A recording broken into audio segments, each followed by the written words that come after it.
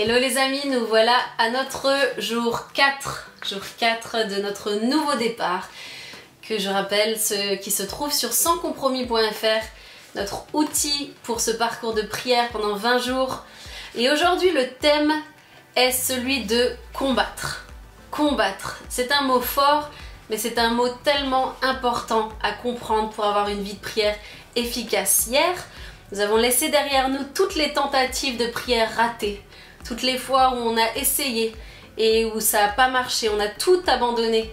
Hier, entre les mains du Seigneur, on a décidé d'aller de l'avant. Et je t'encourage à continuer sur cette voie-là. Encore une fois, tu peux aller de l'avant de tout ton cœur. Les distractions sont probablement l'obstacle le plus universel à la prière. Comme je l'ai dit hier, il y a quelqu'un qui sait mieux que toi et moi l'importance de la prière. Et il va tout faire pour nous distraire. Absolument tout mettre en œuvre pour t'empêcher d'aller dans le lieu secret, pour t'empêcher d'aller parler avec ton Père, pour t'empêcher d'aller communier avec ce Dieu créateur qui t'aime tellement. Et aujourd'hui, il te faut lui déclarer la guerre. Ok? C'est un mot qu'on a entendu en ce moment, ça fait que ça tourne en boucle sur toutes les chaînes. Nous sommes en guerre, c'est vrai, contre ce virus et nous faisons tout ce qu'il faut de notre côté pour limiter en tout cas sa propagation, mais j'ai envie aujourd'hui que tu puisses rentrer en guerre contre la distraction. Et j'ai envie de t'encourager, comme l'auteur nous le dit, à simplement voir tout ce qui veut détourner ton attention de la prière comme ton ennemi. Absolument tout ce qui veut t'empêcher de prier, vois-le comme un ennemi et déclare la guerre aux distractions aujourd'hui. On va commencer à apprendre à combattre. On va organiser une offensive contre chacune de ces distractions. Au jour 1, on a cité le psaume 27 au verset 4 dans lequel David exprimait son unique désir de passer toute sa vie aux côtés de l'Éternel. Il est important de savoir que les versets qui précèdent et suivent ce psaume parlent de guerre. Et c'est le verset 27, le psaume 27, versets 5 et 6 qu'on va prendre aujourd'hui qui dit « Car il me protégera dans son tabernacle au jour du malheur. Il me cachera sous l'abri de sa tente. Il m'élèvera sur un rocher. Et déjà, ma tête s'élève sur mes ennemis qui m'entourent. » Le combat fait partie de la vie de prière, mon ami. Et si tu t'es arrêté jusque-là, juste avant de combattre, à partir d'aujourd'hui, tu as pris ce nouveau départ, tu vas commencer à combattre pour avoir une vie de prière qui sera durable. Ne t'arrête pas, ne sois pas découragé, sache qu'on passe tous par là. Et c'est normal, tu es normal. Et aujourd'hui, on apprend à combattre. Il y a un ennemi qui ne veut pas que tu pries, qui ne veut pas que je prie et qui ne veut pas que nous prions ensemble. Parce que la prière du juste est d'une grande efficacité, nous dit la parole de Dieu. Alors je veux t'encourager à demander au Seigneur de te donner un esprit de guerrier, un esprit de guerrière. On est des vaillants héros en Jésus-Christ. Son Esprit Saint nous aide à ça. Je t'encourage à lui demander sa grâce pour résister et pour combattre tout ce qui se mettra en travers de ta vie de prière. Combat tout ce qui veut se mettre en travers de ta vie de prière. Vois ces distractions absolument toutes comme un ennemi, l'ennemi numéro 1. Pourquoi? Parce qu'il veut t'empêcher de t'approcher de ton Père. C'est ça qu'il faut retenir, c'est que les distractions sont là pour nous empêcher de nous approcher du cœur de Dieu, la chose la plus précieuse que nous avons. Lorsque nous avons été sauvés, lorsque nous avons rencontré Jésus, il nous a fait un cadeau extraordinaire. À travers l'œuvre qu'il a accomplie sur la croix, mon ami, il t'a permis de pouvoir accéder à Dieu le Père. Chaque jour, tu peux t'adresser à Dieu. Chaque jour, tu peux lui parler. Chaque jour, tu peux l'écouter à travers sa parole. Chaque jour, c'est un cadeau qui t'est offert. À l'époque, les sacrificateurs avaient tout un tas de rites et de rituels à faire pour pouvoir entrer dans le tabernacle. Entrer dans la présence de Dieu n'était pas donné à tous. Mais depuis et grâce au sacrifice de Jésus-Christ, nous avons accès à ça. Et j'ai envie aujourd'hui de vraiment t'encourager à ne pas mépriser ce cadeau que nous avons. C'est un cadeau extraordinaire que d'être en relation chaque jour avec Jésus-Christ. C'est un cadeau, mon ami. Ne gaspille pas et ne gâche pas le temps que tu peux avoir pour parler à Jésus. Et pour ça, il faut combattre, il faut être ce guerrier, il faut être cette guerrière, il faut avoir un esprit vaillant, ok? Sois fort et courageux, comme nous dit la parole de Dieu.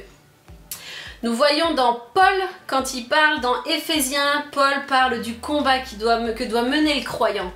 Vous devez connaître ce passage, il nous invite à nous revêtir de toutes les armes de Dieu afin de pouvoir tenir ferme contre les ruses du diable. Il nous dit de nous équiper de la vérité, de la justice, du zèle que donne l'évangile de paix et du bouclier de la foi. Il clôt ensuite ce passage par cette exhortation. Prenez aussi le casque du salut et l'épée de l'esprit, qui est la parole de Dieu.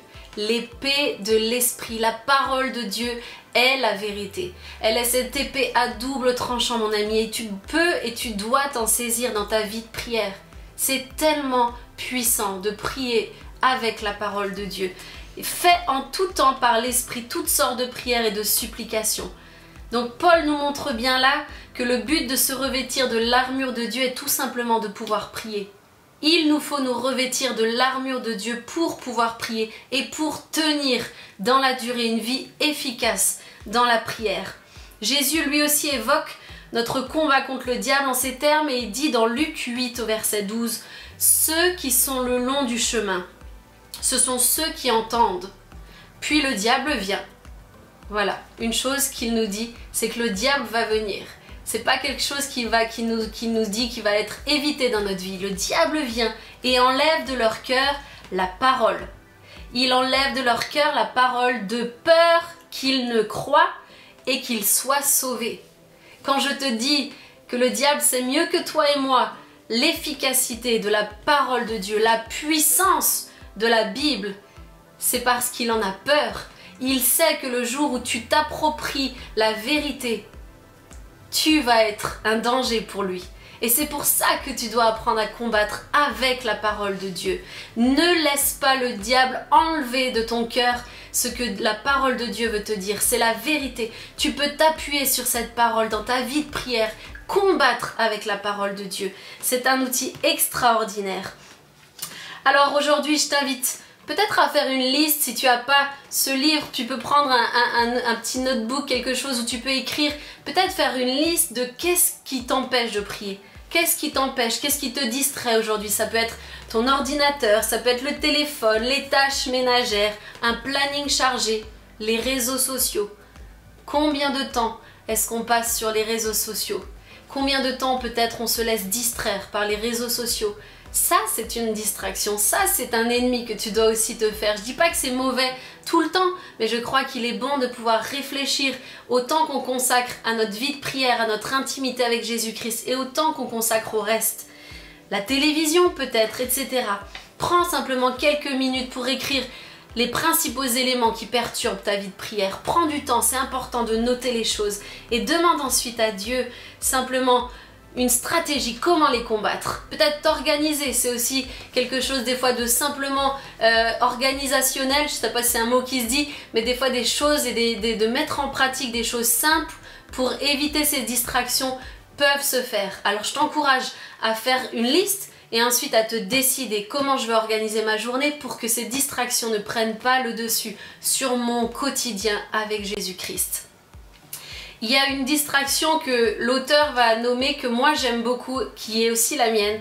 Et je vais vous la lire pour conclure. Il dit « Personnellement, lorsque je prie, ce qui me distrait le plus est de penser à une nouvelle chose à faire. Rapidement, je ne pense plus qu'à ça. Alors voici comment j'ai appris à lutter contre cette distraction. J'emmène un carnet et un stylo dans mon lieu secret.